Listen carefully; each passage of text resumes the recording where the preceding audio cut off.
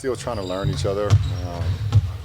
We're 10 games in. We're still trying to figure out lineups and what works best on the floor, closing quarter lineups and things of that nature. So it's just an adjustment that we're all still trying to figure out. And guys,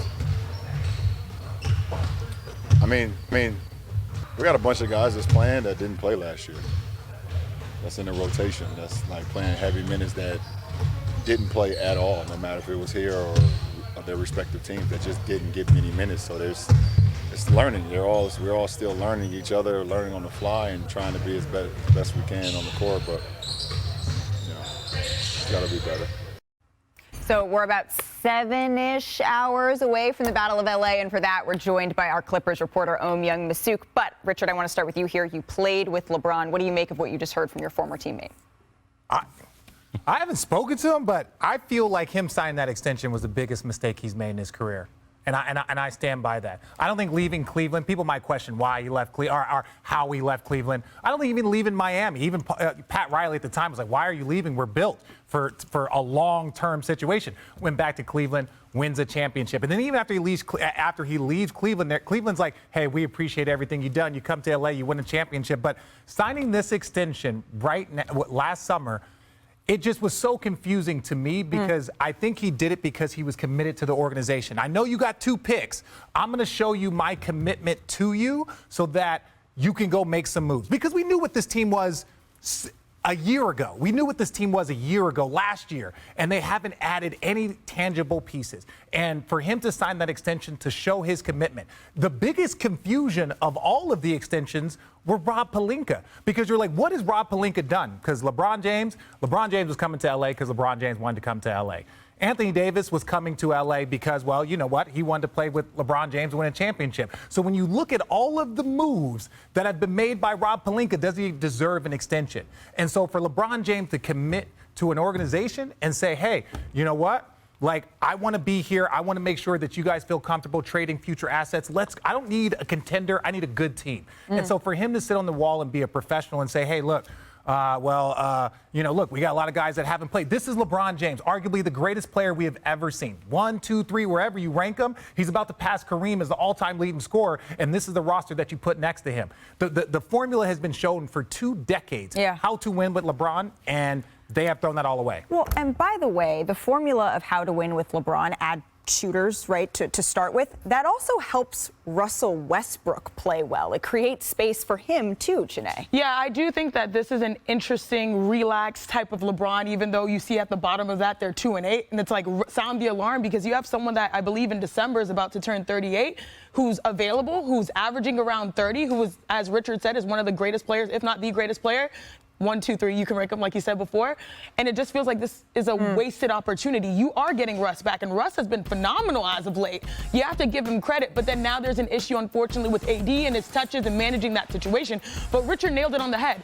The big reason why LeBron James has won championships is because his talents have been able to be, taken advantage because he has shooters on the floor. And if you don't design a team with shooters on the floor, then you're wasting one of the best talents we have ever seen. I think that the reason why, the GM, Rob Pelinka's extension was made was to show this stability, right? You're ushering a new coach in, and it helps to have a stability when you're a top player, and also your GM are on board with how we're going to retool. But at the end of the day, 2020, even though it feels close, it was a long time ago. You have one of the greatest talents, and now you're baffled that you have a season that feels like is being wasted and you're not reaching the potential. LeBron's doing his thing. AD, you want to see him at an MVP level. Russ is finally getting going, and it's still not good enough. There's reasons to be frustrated. Well, the only point that I'll throw back about the Rob Pelinka extension to add stability is that I don't think that the Lakers were not a stable organization. They just won a championship 2 years ago in the bubble. So, when I look at this, it's like, no, you have to earn your keep. Everybody has to earn their keep. And for me, I think when LeBron signed that extension, it took away the sense of urgency for the Lakers. It was like, okay, well, he's here now. Let's just make sure we do this right. And it's like, no. That should have been the last thing, especially when he's 37, about to be 38. 100%.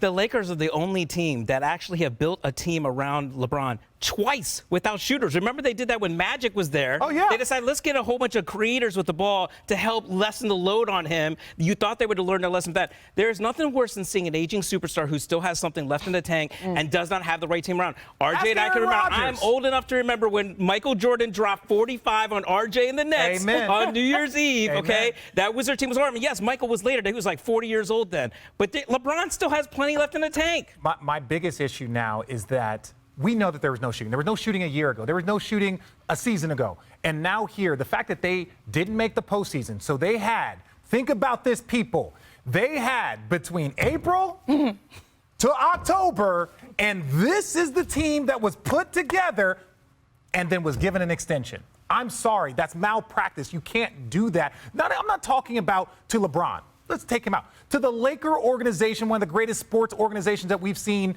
on the planet. So to me, when I look at this and I just think like, gosh, there's got to be a lot of people in this organization right now. They're like, what are we doing? I understand that the picks, and I understand this, but you don't need, we said up here on the show, you don't need to give LeBron an A-plus team. He likes an A-plus team. But if you give him a B-plus team, he will do A-plus things with them. And clearly what we've been hearing is that you only have one shot to get it right, and your next move has to be your best move because otherwise it's wasted. Yeah, but if you get so far down now, you're now going to put, let's say they're in last place and they're so far down. You're going to ask Anthony Davis, you're going to ask LeBron James, you're going to ask whoever else is on this roster to dig themselves out of a hole to go actually compete.